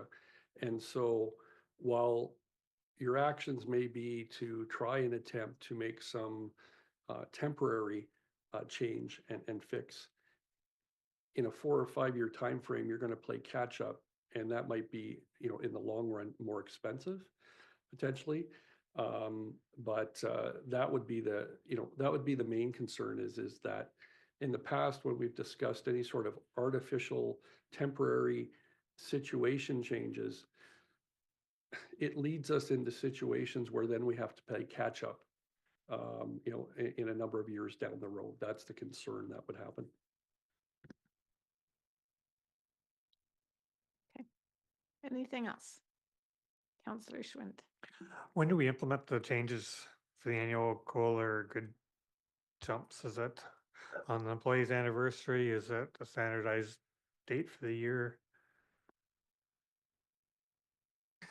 Through Madam Mayor, it's actually Jan 1st. So that's when COLA is applied, is January 1st. And just to add to that, so we haven't actually done that adjustment because we're waiting for council approval of the budget. So I believe it's March 1st that we're planning on actually doing the adjustment, but it's retroactive to January 1st.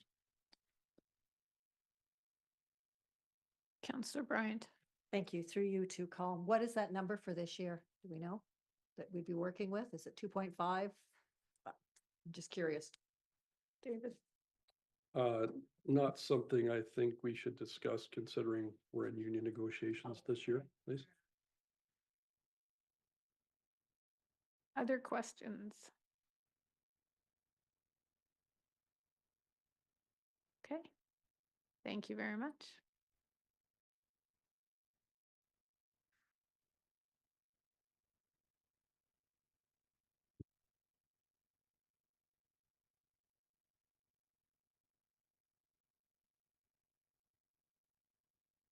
That brings us to the end of our agenda, and I note that it says we'll recess and return at 1 o'clock, so I think we're past that. But I wonder if Ray Ann would be ready to sort of talk to us about what's in the parking lot from today. From today, you were pretty easy on me. I only have 3. The first one was the Climate Action Fund. Councillor Schwint requested that a list of all the expenditures, i.e. the capital or the initiatives and capital items that are coming out of this budget be presented back to them. Training and development, Councillor Cadeau has requested that the Director of Finance provide an overall dollar value for training and development across the organization. And building statistics, Councillor Bryant requested that the building division provide council with their year-end statistics for 2024 at a future time. Okay. Anything missing from that? Anything that you've thought of since? No? Okay. It's approaching 3 o'clock. We've got another hour scheduled. Do you want to go to start looking at attachment 3, 4, and 5 in terms of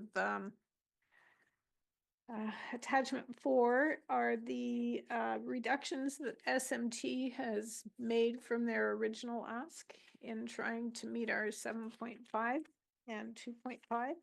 And attachment 5 is other reductions that they are suggesting are possible to get to 2.5. Possible but not recommended, I believe is their wording. I'm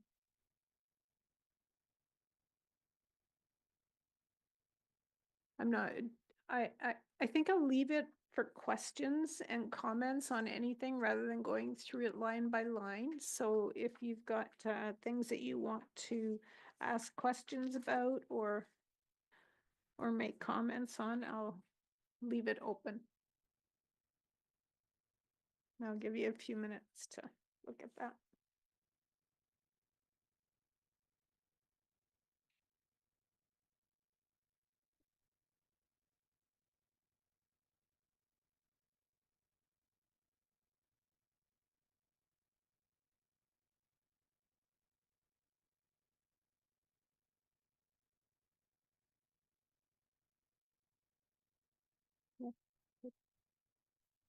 You can take a 5-minute break too while you're doing that.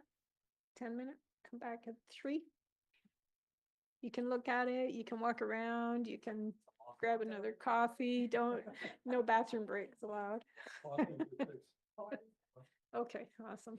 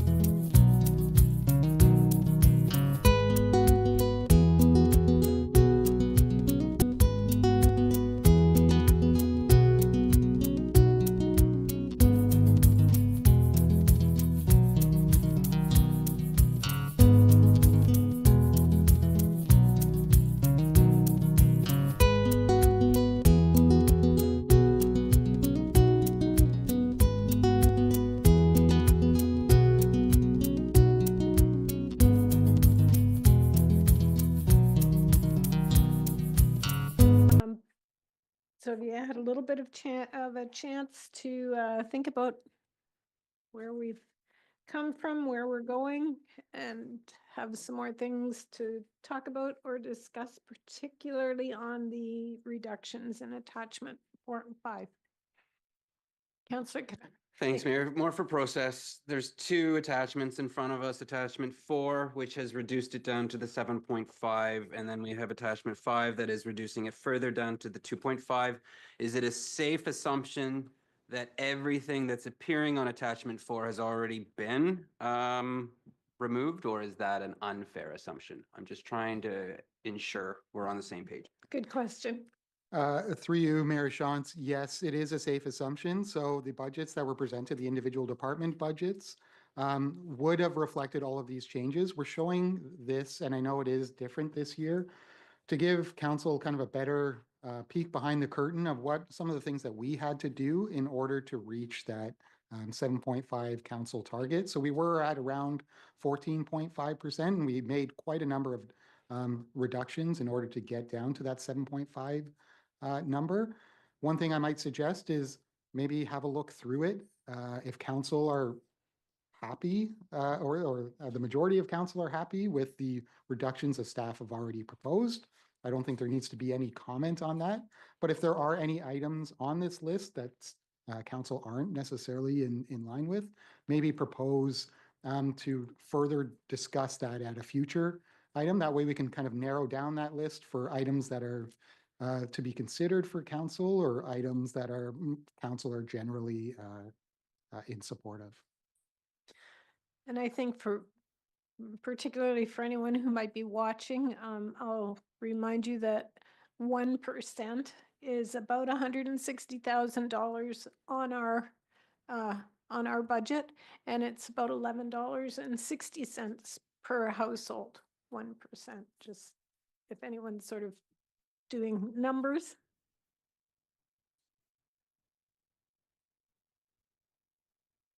Councillor Kidon. I'm just going to start by saying I have concerns with reducing gravel resurfacing and reducing the hard top surface treatment. While I respect the fact that maybe we do need to have a pause, I would have preferred to see those savings go to the infrastructure reserve rather than just coming off the taxes. But I respect that staff had the impossible task of reducing this down from over 14 to 7.5. So I understand why. Just noting the concern around our infrastructure deficit, and we continue to defer and reduce our spending.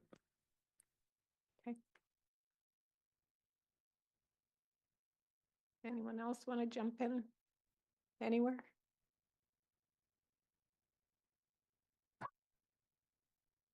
I'll go again. In Appendix 5, the fourth item down, we heard briefly about the Sugar King's permit revenue. I was hoping RCS could speak briefly to that and what that would entail, how we would see the $2,500. Thank you through Madam Chair to Council. That is a permit for the upstairs concession. So right now we're leasing out the main floor concession to minor hockey, and it's a square footage rate that we apply. So we're looking to apply that to the upstairs concession. I will note that conversations have not occurred with that group, but if it's council's direction to seek further reduction and an increase in revenue, then staff will undertake that with the user. I would certainly support that. I think that it's prudent that we treat all of the organizations on an equal footing, whether it be our minor sports or the Sugar Kings in this case. They also serve alcohol, I think, of that upper concession. Would there be a difference in revenue streams that we could explore with the sale of alcohol? Thank you again through to council. So that is not something that's currently in the agreement, but again, at council's direction, we can poll the other junior B and junior C teams in the area to see what is consistent. I don't think there is a true consistent practice or application in terms of alcohol sales and contribution back to municipalities, but it does occur. So I think that we could take that away and do some review and come back with some potential recommendations for council to consider. So I would support both of those. And I don't know, Clerk, if you would need a motion on that or just direction. I'm fine with direction unless, I mean, I think it would be good to make sure there's no objections from members of council, but I think direction's fine.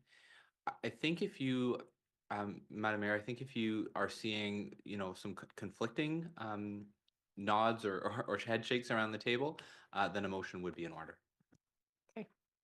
Thank you. Just sticking with that then. Annie, you would bring that back, excuse me, on the 23rd? 23rd, yeah.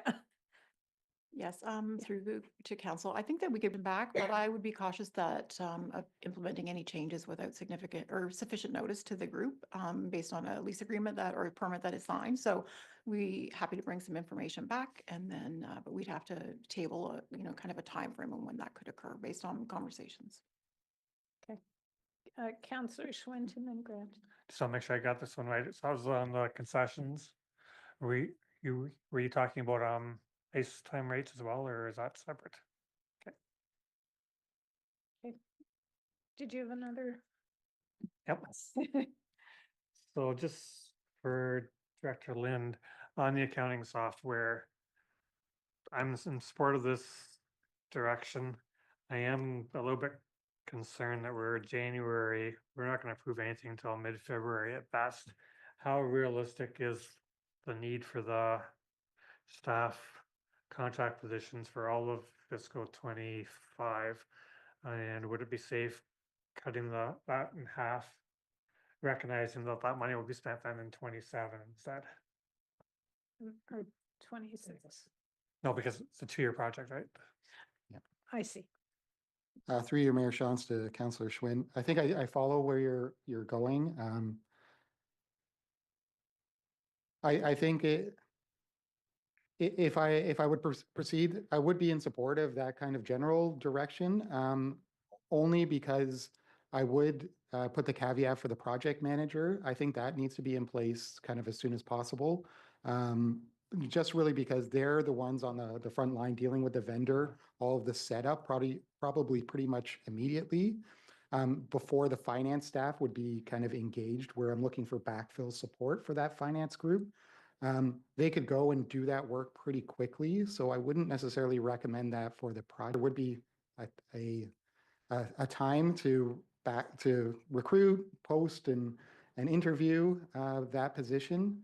So it could potentially be reduced just for the 2025 budget. And again, it just extends the timeline. I think you were getting to that. So I would possibly be able to do that for the backfill finance position. But the other position, maybe some kind of a percentage, say 2/3 of the year for that position. Really, it's funded through the capital budget. There wouldn't necessarily be an in-year savings, but I think it would be reasonable to do something like that. So, how do you want to handle those kinds of requests then? Because we're from here on in, we're going to get to some of those, and I know sometimes in the past we've had an ongoing sort of, if we do all of these things, then this is where we land. Is that something that you're prepared for, or? Yes, through your Mayor Shantz. I have given this a bit of thought of like how we're going to structure kind of the next couple of weeks. So this is, we have a little bit less than an hour, I think, today to do this. So I think this is a good format. I like personally the idea of, like Councillor Schwindt's request of, can we get a little bit more information and what that would look like? We do this year have that 1-week break, which is really beneficial for staff to prepare a little bit more information. So for example, for Councillor Schwindt's request, rather than put a motion or deliberate on something today, I could then, if that's council's wish for something like that, an individual council request, I could then bring, and other directors, I suppose, could bring forward more information about that and what would that look like, and get a little bit more detail for that. So that way we have a more refined list instead of this large list in front of us, and we have all the supporting backup and information that council wants in order to make an informed decision when you're actually voting. David? And the only thing I would do to add to what Director Lynn has said is getting consensus on the direction would be important, just so we're doing work based on consensus support for the direction. So I'll go back then to Counselor Schwint's suggestion. I see a thumbs up. Yeah, I guess I don't believe we're gonna need this. Sorry about that. I don't think we're gonna have time to hire the staff and implement the financial software package the entirety of 2025. So if portions of that are delayed, we can reduce the budget proportionately for 2025, fully realizing we'll spend that money in 2027 instead. But if we're gonna save $75,000 this year, that's pulling off this year's budget, just because of timing. So you're looking at basically putting a placeholder in there for those funds, but only spending what is necessary, or just totally cutting it? just budgeting what we're gonna use Just what this we're gonna year. use. Okay. And Evan? So just clarity too, are you talking about if we're at 10%, we're saving 100,000, you're gonna drop that to 9.5? Or are you saying we're gonna put that funding somewhere else now? Do you want clarity on that? It's just the staffing position, I think, that goes with it. I'm just talking about the software. Look at the overall saving. I'll get better at this, I promise. I'm just talking about the financial software in this case. If we're talking about our overall general savings, my initial position is any money we save, we should direct our reserve funds and maintain the 10% levy increase. Okay, yeah, that's what I was wondering. Okay, is that on this question? Okay, I'm gonna go to Colin first then. Through you, Mayor Shantz, if I can just provide just a little bit of additional clarity. So there won't necessarily be a tax savings because this is funded proportionally through the capital budget. But to Councillor Schwind's point, there would be a savings, a lower kind of commitment against the reserve funds for this, which I think is where he's going. But essentially, it's still going to be a 2-year project. Instead of going from 2025 to 2027, we're going from kind of mid 2025 to mid 2027, just adjusting the time frame for that, if I gather correctly. Thank you, that's helpful. So we're good with him working those numbers a little bit, yeah. Councillor Grant, I think. Thank you. This is going back to RCS. On line 3, we have the Eliminate Parks Summer Student. I'm just wondering what role that's kind of entailing and how that would impact the work that we're doing over the summer for this year's budget. Through you, Mayor Shantz to council. So that'll be, so we typically have seven summer seasonal staff we did last summer. And then we have one summer student that helps in the environmental area. So mostly doing trail inspections, taking meeting minutes at tweak meetings, trees for Walsh meetings, that sort of thing. What is in the budget before you is 7 plus 1 for next year. So I guess what it comes down to is we just keep inheriting additional parkland each and every year. So I think we're looking at an additional 5 acres for next year. Not that staff are cutting all that grass, but it seems with new development, we're getting new gardens, more garbages, that sort of thing. So that's just to help staff keep up with the pace of development. Thank you. And just to follow up, that's partly, those summer student positions are partly funded also through grants. That's correct. That's correct, yeah. So that would be a $5,000 item, right? Okay. I'm not necessarily hearing anything to do about it, just a question on it. Councillor Burgess? No. Councillor Cadeau? I'll take it. I wanted to pick up on something that Councillor Schwinn said because I wholeheartedly agree. I think that it's our obligation to go through this and try to lower the tax rate as much as possible. But I agree that the 10% is probably around the right number that we need to look at, with any savings that we see being diverted then to our reserve fund. Thank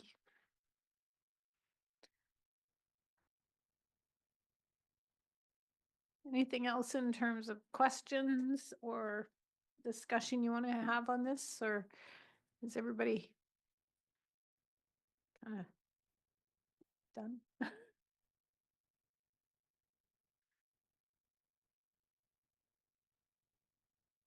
Okay.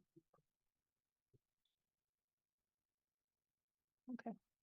Yeah, if we go back to attachment number 4, I think a good question is, are there any concerns with what's on attachment 4? Because if everyone's happy with those, we'll just sort of park those.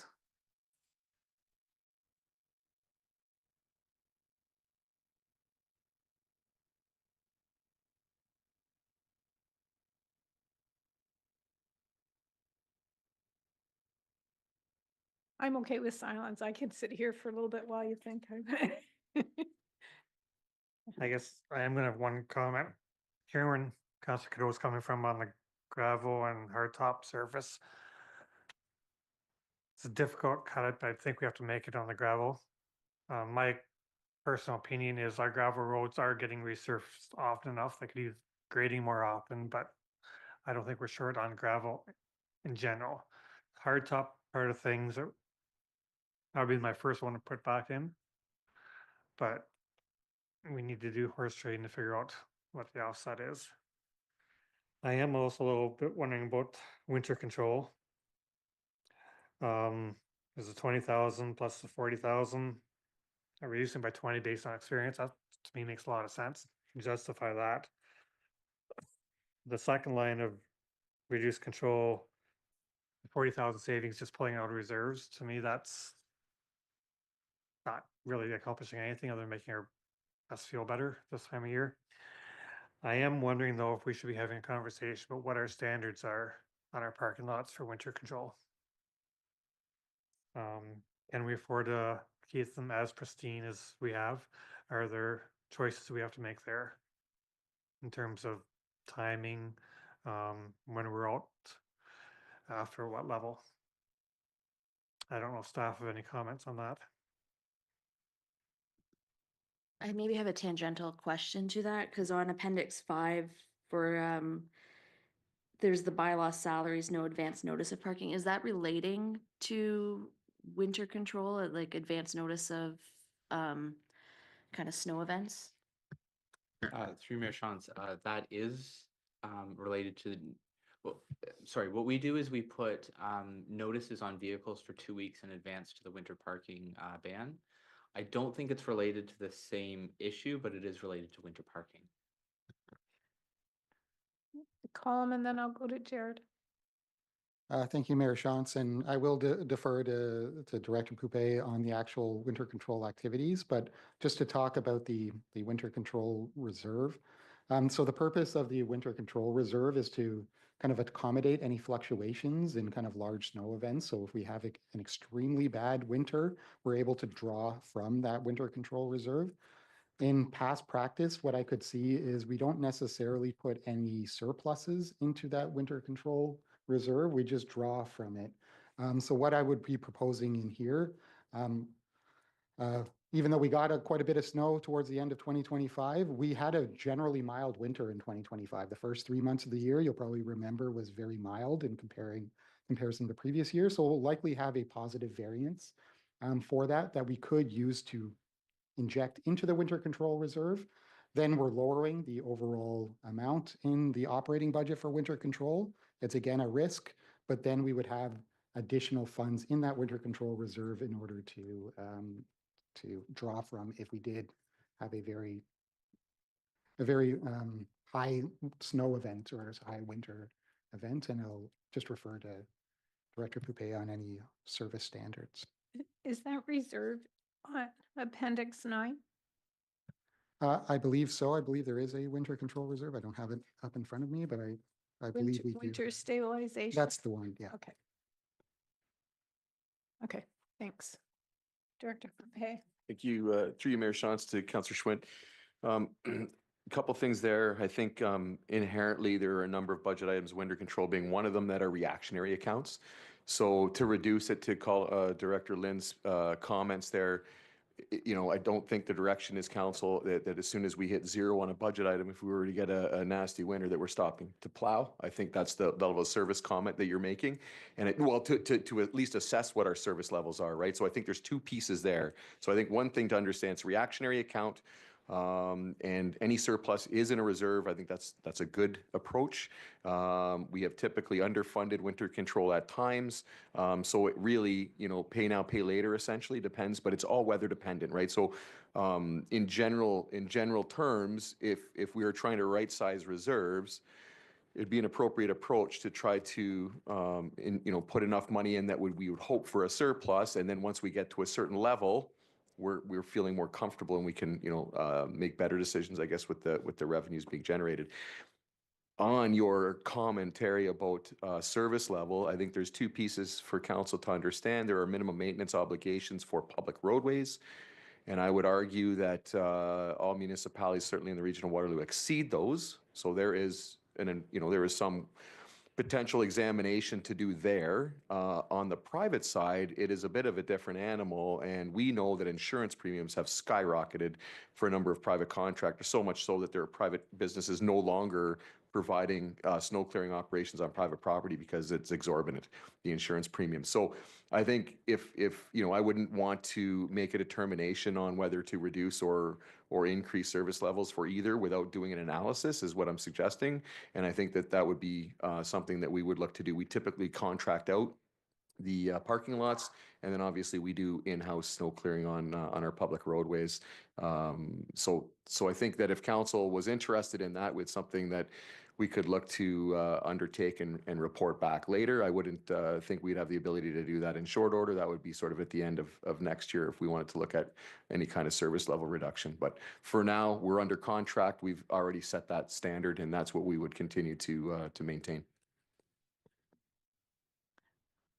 Councillor Cadeau and then Bryant. Just to follow up on that question related to the contract that we're currently under with snow removal, particularly around the parking lots, is there a certain snowfall that warrants them going out? Is it any snowfall that warrants them going out? And is that something that we would be able to renegotiate the next time that we have this contract?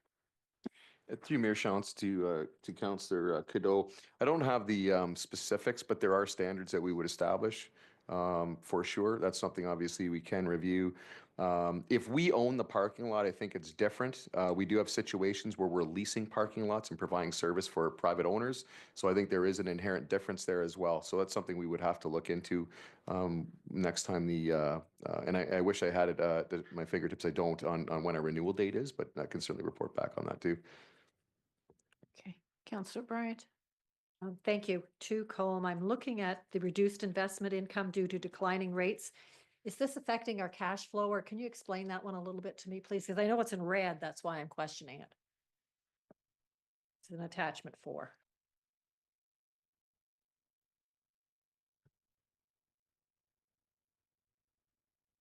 Through you, Mayor Shantz. Sorry, I was just pulling it up there. I'm not sure exactly why it's in red, to be completely honest with you, but it is essentially reduced revenue. So probably the easiest way to think about it is just there's two components of this. One is the actual interest rate itself. If you were getting 4% on your savings account, now you're only getting 2%, you're going to get less income related to the decline in interest rates. And we know interest rates have already declined, and they're probably going to decline in this year and probably next year as well. The second piece, the cash flow piece, as I mentioned before, we are borrowing internally, so we have less money just generally in our account than we've had historically. So we have a lower balance, and it fluctuates as cash comes in and cash goes out, but it's a general statement that we just have less money in our account. We haven't done a pinpoint analysis to know exactly what that number is, but it's definitely a decrease.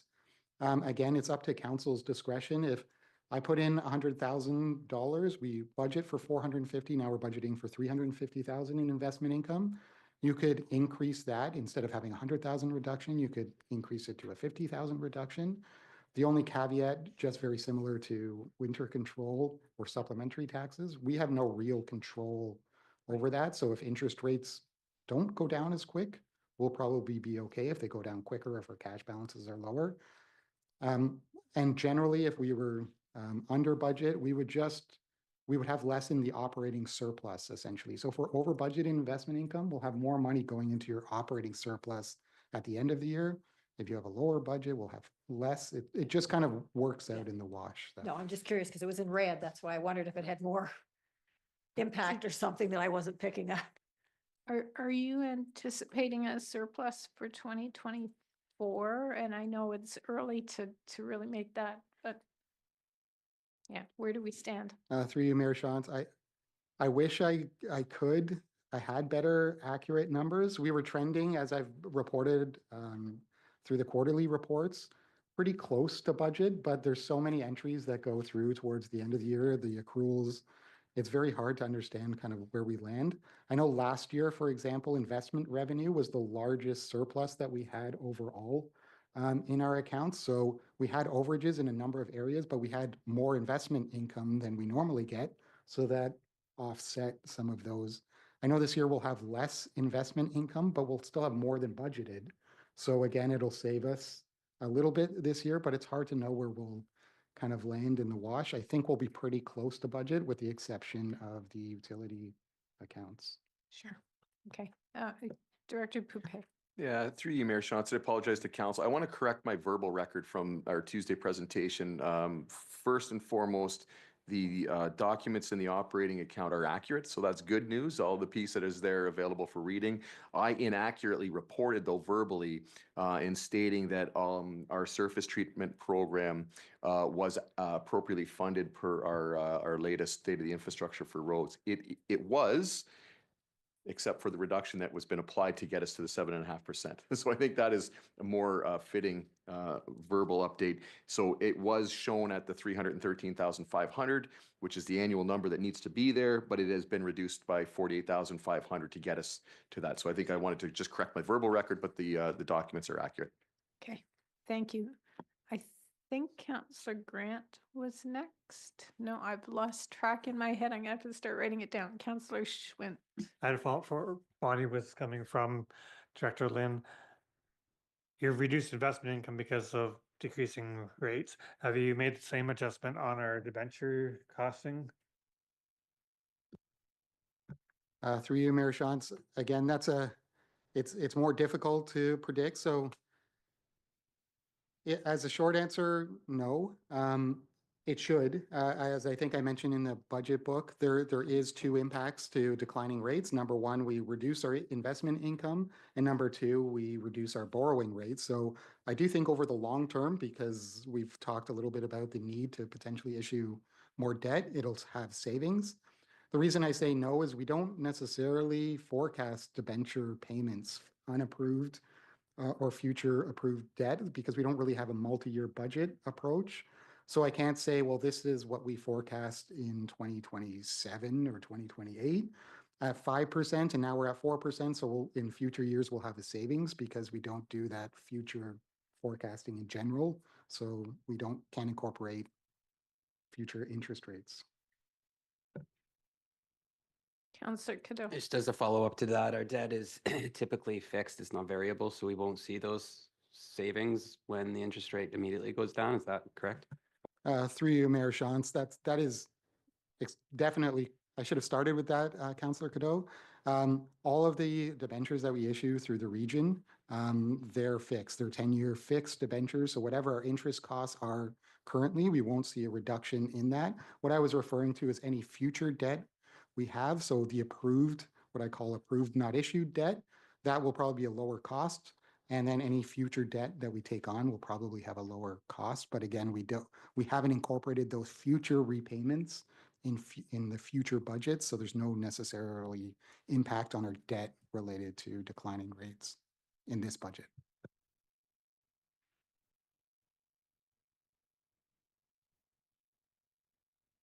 Anything else?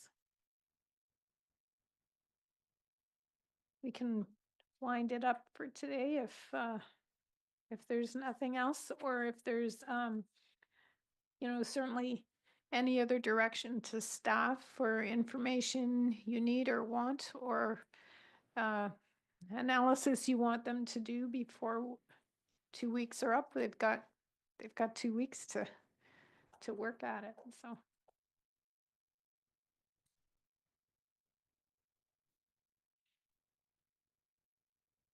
Councillor Schwinn. I guess sorry, I have heard conversation about on the vehicle side of things, whether or not we're better off having personal use or purchasing vehicles. For this budget, what would the net effect be of, on a per vehicle basis, of buying versus continuing to pay mileage? Is there a quick rule of thumb, or could staff come up with that in a couple weeks? I'll start and then defer to Director Freese, because I think the only department that was proposing to go from personal to corporate vehicles was the Development Services Department. And was it? So I'll defer to those two specific departments. We haven't done a corporate-wide kind of analysis, rule of thumb kind of thing. Through you, Madam Mayor, yeah, we can prepare like a yearly or monthly comparison. You saw the comparison that our CBO had prepared for the 10-year, and we would be saving over the 10 years. But if you want to know yearly, we can compare what would be the mileage versus the vehicles per year and how it plays out. I think a lot of it is available in the attachment, but whatever else you need, we can get. I guess it's the first year we're paying 50,000, say, for a vehicle. So that's all up. I'm assuming that's all upfront cost for this budget. That would be upfront, that we would pay 50,000 for each vehicle, but it would come out of the building reserve. Yeah, The building, excuse me, the building reserve is not one of the ones that's in jeopardy. That's right. We are adding to the building reserve this year. We do have money in the reserve, and the building division is self-funded. So you can't take that money out and put it into anywhere else. Oh. I'm gonna let Jeff, and is it specifically on that one? Okay, Where do we pay mileage out of? Is it the same account? Yes. Yeah, they're not out of the reserve, but we have a mileage account in the building division, and it would be paid out of the building division. Thank you, Mayor Shantz.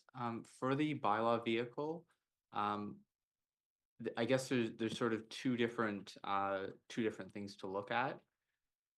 For some of our bylaw calls, staff would use a personal vehicle, but for anything that's contentious, when we're in uniform for a reason, all that kind of stuff.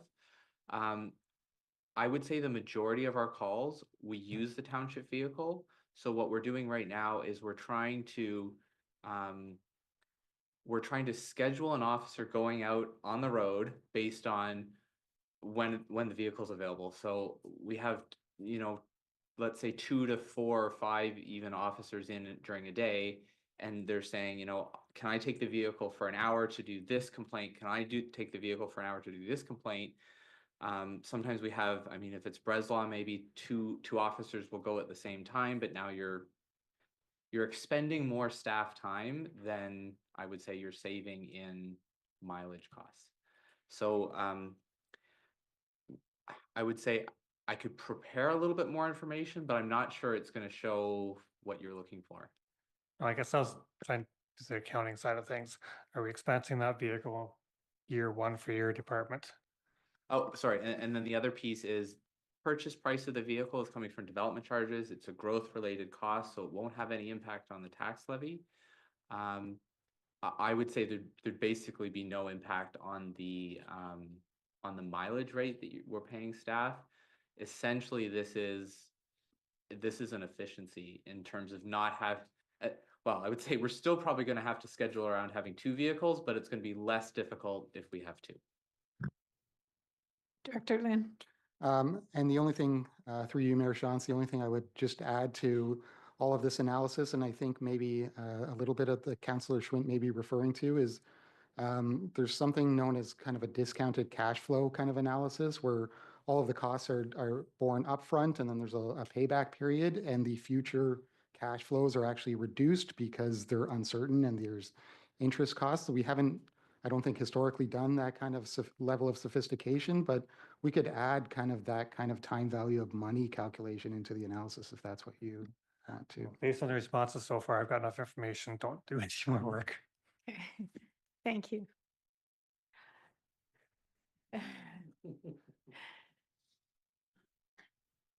Okay, I'm not seeing anything else, so I think I will wrap it up and say thank you again to staff for all the heavy lifting that you've done. It's clear from the discussion so far and the questions that it's a pretty tight budget, and you know, when we have the debate in 2 weeks, it'll be a difficult discussion. Anything else in wrapping it up? Director Lynn, anything else in wrapping it up that you'd like from us before you go away? Through you, Mayor Shantz. Not really. I just want to thank council. This is my first time going through the budget, but thank you for your patience and your understanding going through this. The only question I really suppose I have is kind of what I proposed at the beginning of this session is the 7.5% list. They've already been incorporated into the budget. It's in the adjustments column. This reflects that adjustments column. Is if there's anything else that council want more information or don't agree with, even they don't need to vote on it. But if not, then future discussions can really be focused on, we'll just assume that those are in the budget and we can talk about additional removals or changes. I just want to make sure that's the general consensus. I think so. Sorry, if that discussion piece is done, I was just going to say I can go over the 2 additional things that I think we're adding to the parking lot list. Okay. And Ray can correct me if I've missed any of them, but I think we got some further analysis for the Sugar King's permit revenue and potentially alcohol sales. And the temporary software staff, specifically budgeting for what we plan to use in the coming year. But the other ones I took down as just sort of a discussion piece for information. So if I got that wrong, or if I'm missing anything, please let us know. Oh, we do have, I know, 2 asks that have been forwarded from a previous council meeting regarding the BIA. We may be anticipating some additional asks from the St. Jacobs BIA. And I know we just published the budget, or sorry, the special council meeting agenda for next week. And I believe there's another ask coming forward from, thank you, Reforest Woolwich. We could do all those 3 asks, Elmira BIA, St. Jacobs BIA, and Reforest Woolwich at the same time. But if you want, we can always talk about them now. To do it now. So that would be the 14th. The 14th, Reforest Woolwich is coming forward with an ask, I believe.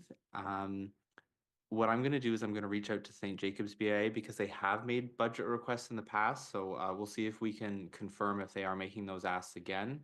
And I might suggest to them that they come on the night of the 21st.